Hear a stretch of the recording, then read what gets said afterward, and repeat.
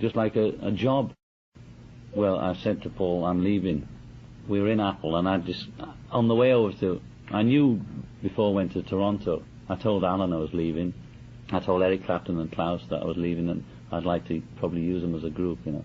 I hadn't decided how to do it, to have a permanent new group or what. And then later on I thought, fuck it, I'm not going to get stuck with another set of people, you know, whoever they are. So, but I announced it to myself and to the people around me on the way to Toronto a few days before, and on the plane Alan came with me. I told Alan, you know, it's over. And then when I got back, there was a few meetings, and Alan had said, well, cool it, because there was a lot to do, you know, business-wise. It wouldn't have been suitable at the time, you know. And then we were discussing something in the office with Paul, and Paul was saying something or other, like to do something, and I kept saying no to everything he said, you see. So it came to a point I had to say something. You know, Paul said, well, what do you mean? And so I said, I mean, the group's over, I'm leaving.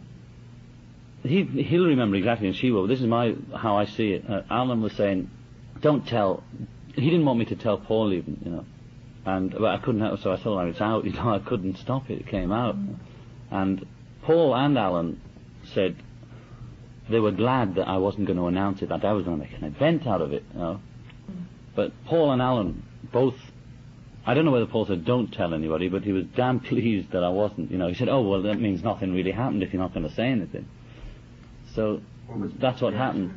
Well, I mean, like anybody, when you say divorce, you know, the face goes all sorts of colours. It's like he knew really that this was the final thing, you know. And then 6 months later he comes out with whatever, you know. I told Ray Conley, so there's a lot of people knew I'd left, but I was a fool not to do it, you know. Not to do what Paul did, which is use it to sell a record. Well, I wasn't angry, I was just, shit, you know. I mean, he's a good PR man, Paul. I mean, he's about the best in the world, probably, you know. He really does a job. I wasn't angry in that way.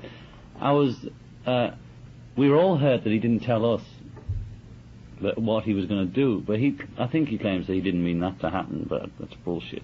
He called me in the afternoon of that day and said, I'm doing what you and Yoko were doing last year. And I said, good, you know. Because the time last year, they were all looking at us as if we were strange, trying to make a life together and doing other things than being fat myths. So he rang me up on that day and said, I'm doing what you and Yoko are doing and putting out an album, and I'm leaving the group too, he said. I said, good, you know. I was a little, you know, feeling a little strange, because he was saying it this time, you know, although it was a year later.